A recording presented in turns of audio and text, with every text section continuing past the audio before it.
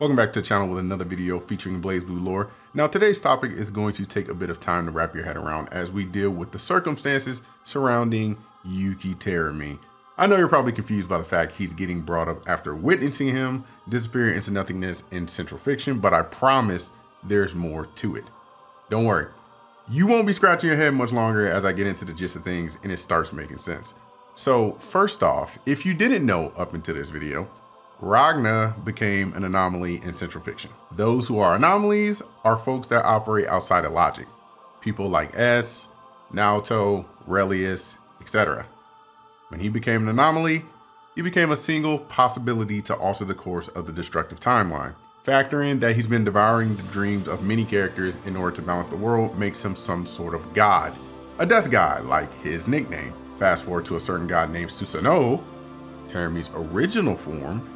This being can't be destroyed due to his ties to Amaterasu. This goes beyond gaming if you know mythical lore behind Susanoo and Amaterasu. With all existence, however, returning to Seether, or the heavenly realm as I would call it, the Susanoo unit operates outside of logic due to its banishment, meaning it can't be interfered with. So when Yuuki Terumi reclaimed his god body, he no longer had anything to fear except one possibility: Ragna the Blood Edge.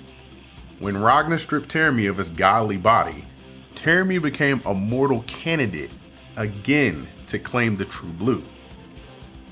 If you remember the dialogue before the final fight, Terumi claims that he too must be a possibility since he arrived at the Azure Horizon as well. Unlike Ragna, who found an answer to save, Terumi's answer was to kill him and claim the Azure Flame Grimoire. Now, you could chalk that up as to kill him, but really Terumi's just out to fucking cause chaos and destruction. So basically, Ragna looked at it as saving people, Terumi looked at it as destroying people. It's, you know, the classic trope you got right there. But anyway, this would make him the last obstacle in the destructive timeline. Of course, he's defeated, and Ragna believed this was the only way to quote unquote save Terumi, which brings to question, why would he do that? This man has been torturing him all throughout the C series. Why in the hell would Ragna do this? Well, it's simple really. Terumi must be saved in order for the new origin timeline to start.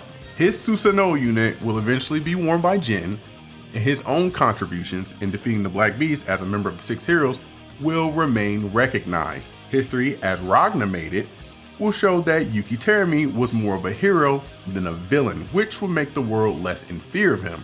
Terumi's existence becomes more stabilized and powerful when more live in fear of his abilities. But by eliminating that factor, he becomes easier to handle. The world will continue moving forward and Yuuki Terumi won't be needed beyond that, leaving his final fate sealed.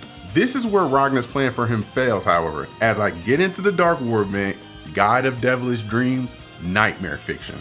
You see, Hazama, who plays this weak individual with amnesia, coerces not only the main character, Rei, but Fuzzy and Kazuma Kaval into helping him locate these special keys within a phantom field. Once they get all the keys, they meet at the old gate in Ishana and break a seal. Once that seal is broken, a ghost emerges to greet them and introduces themselves as Yuuki Terumi. At this point in the story, Terumi recognizes Hazama and Kazuma as his vessels and a fight happens.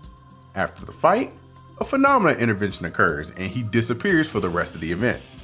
In the end, Hazama revealed that he remembered everything that happened before DARKWAR and that this plan to release Terumi back into the world was predestined. Though he doesn't plan on becoming Terumi's vessel again after enjoying most of his newfound freedom, he also doesn't want that for Kazuma as he sees the future potential within him. The rest is up to speculation, but with the options appearing not in Terumi's favor, he's likely to go looking for an easier vessel to control. One option that comes to mind is based on Mori's concept art, and that is Another Dark Trinity. Just like the other Another Dark characters, this Trinity Glassfield is born from a calamity factor, and her fate seems to be intertwined with Terumi, but again, it's only speculation. Despite what the art shows, there's no telling what the hell this really is, so just take that as you will. So getting back to the main point of this video, Terumi in the end wasn't killed in Central Fiction, but sealed instead to preserve history.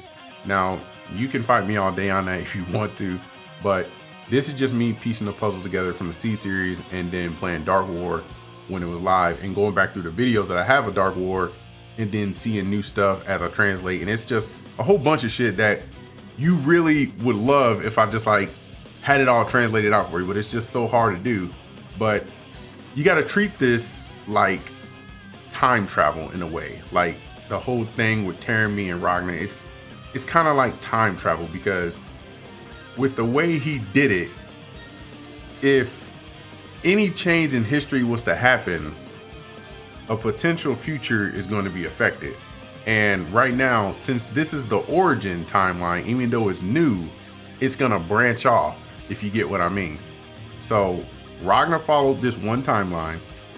He kind of left things as they were and let himself, quote unquote, die as the Black Beast during the Dark War era, which makes the Azure Grimoire lost as well at the time.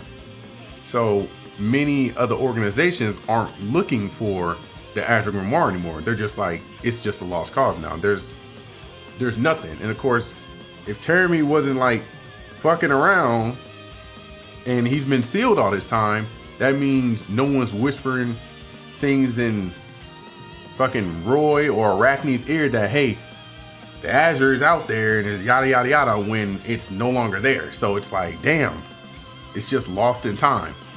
But I'll have to get into the whereabouts of Ragna in another video, so stay tuned for that.